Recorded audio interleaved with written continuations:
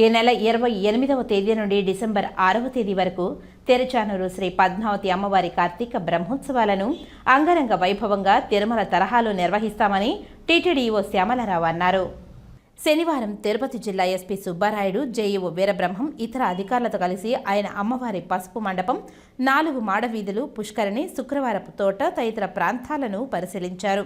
అనంతరం పలు సూచనలు చేశారు. ఈ సందర్భంగా ఆయన మీడియాతో మాట్లాడుతూ ఈ నెల 28వ తేదీ ధ్వజారోహణంతో బ్రహ్మోత్సవాలు ప్రారంభమవుతాయని, డిసెంబర్ 2వ తేదీ గజవాహనం, 3వ తేదీ గరుడ వాహనం, 5వ తేదీ రథోత్సవం, 6వ తేదీ పంచమి తీర్థం జరగనున్నాయని, ఇందుకు సంబంధించిన ఏర్పాట్లను అధికారులు సకాలంలో పూర్తి చేయాలని ఆదేశించారు. భక్తులను ఆకట్టుకునేలా విద్యుత్ దీపాలంకరణ, ఫల పుష్ప ప్రదర్శన ఏర్పాటు చేయాలని అన్నారు.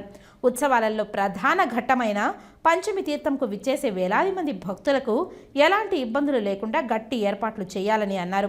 పంచమి తీర్థమి రోజున పుణ్య స్నానాలు ఆచరించే భక్తుల కోసం 3 హోర్డింగ్లు పాయింట్లు ఏర్పాటు చేసి భక్తులకు అవసరమైన త్రాగునీరు, భోజన వసతి ఏర్పాటు చేయాలని అన్నారు. అలాగే భక్తుల కోసం తాత్కాలిక మరుగుదొడ్లు ఏర్పాటు చేయాలని అన్నారు.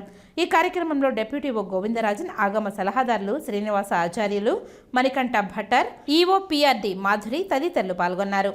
ఈ నెల 28వ తారీఖున ప్రారంభమవుతున్న శ్రీ పద్మావతి అమ్మవారి కార్తీక బ్రహ్మోత్సవాలు వాటి ఏర్పాట్లు చూడటానికి ఇక్కడికి రావడం జరిగింది. ఘనంగా ఈ ఉత్సవాలను నిర్వహించడానికి అన్ని రకాల ఏర్పాట్లు కూడా చేస్తున్నాము. అలాగే ముఖ్యంగా 6వ తారీఖున పంచమి తీర్థంకి సంబంధించిన కార్యక్రమాలన్నీ కూడా ఇక్కడ సమీక్షించడం జరిగింది. ఆ రోజున వేలాది మంది భక్తులు వస్తారు కాబట్టి వారికి ఎటువంటి ఇబ్బందులు లేకుండా, అలాగే ఎటువంటి ట్రాఫిక్ సమస్యలు కూడా లేకుండా అన్ని రకాలుగా ఎస్పీ గారితో, విజిలెన్స్ వారితో, అలాగే మా టీటీడీ సిబ్బంది అందరితో కూడా చర్చించడం జరిగింది. అలాగే ముఖ్యంగా 3 హోల్డింగ్ పాయింట్స్ ఉంటాయి ఆ రోజు. ఎందుకంటే ముందు రోజు రాత్రికే చాలా మంది భక్తులు వచ్చి వేచి ఉంటారు కాబట్టి వారందరికీ కూడా ఆ హోల్డింగ్ పాయింట్స్లో రాత్రి భోజనాలు, అలాగే తాగునీరు, అన్ని రకాల ఏర్పాట్లు, ఉదయం పూట టాయిలెట్స్ కానీ, ఎప్పుడన్నా అవసరం ఉన్న టాయిలెట్స్ కానీ ఇవన్నీ కూడా ఏర్పాట్లు చేయడం జరిగింది.